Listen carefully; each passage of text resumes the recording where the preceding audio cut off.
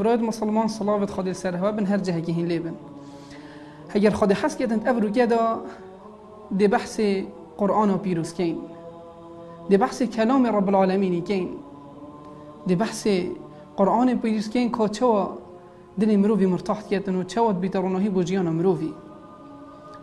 دی بحث فضل قرآن و پیروز کین وکی پیغمبر خود صلی الله علیه و سلم حدیث کدا بما بحث كدود بيشتن خيركم من تعلم القرآن وعلمه وكي پیغمبر خدا صلى الله عليه وسلم بحث قرآن و پیروز كدود بيشتن باشترين هوا او كسا اوكو خفير قرآن و پیروز كتن قرآن و پیروز خينيتن ونبتني افاجي وهروصا خلقيجي فيل كتن ودورو برد خوجي فيل كتن او هنه مزنهی قرآن و پیروز یعنی خواندن قرآن و پیروز و گرنگیدان قرآن و پیروز دیتو بیا باشترین مروفا چه نعمت که مازنه بینه پیش چاوید خو هر کسی که جمعت وی دنیای داد ویتن بیتا باشترین مروفا دیوی جا پیغمبر خود صلی الله علیه و سلم ید بیجیتن تو خو فیر قرآن و پیروز بکه و خلقی که فیر که و گرنگی پی بده بگفت که دیتوش باشترین مروفا بی او هنه حدیثه که گله که مازنه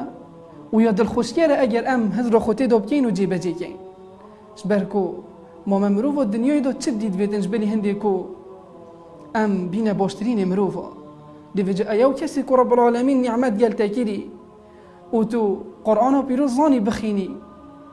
و تو تید گهی و رب العالمین نعمت گل تاکیری و تو یه شارزا کری تنی الاوهنه نروسته بلا تابو خوب تنی نبیتن بلکو کلام رب العالمین یو نیشا دورو برد خوشی بده دو کتب وی صفاتی هنی بیا باشترین مروفا او هنی نعمته که بیتن رب العالمین یاد دیل تاکیری و دیل هنده که دینه کریه ایو کسی که تو تزانی قرآن و پیروز بخینی تشتاکی وصاب که بروی حدیث و پیغمبری بکبی صلی الله علیه و سلم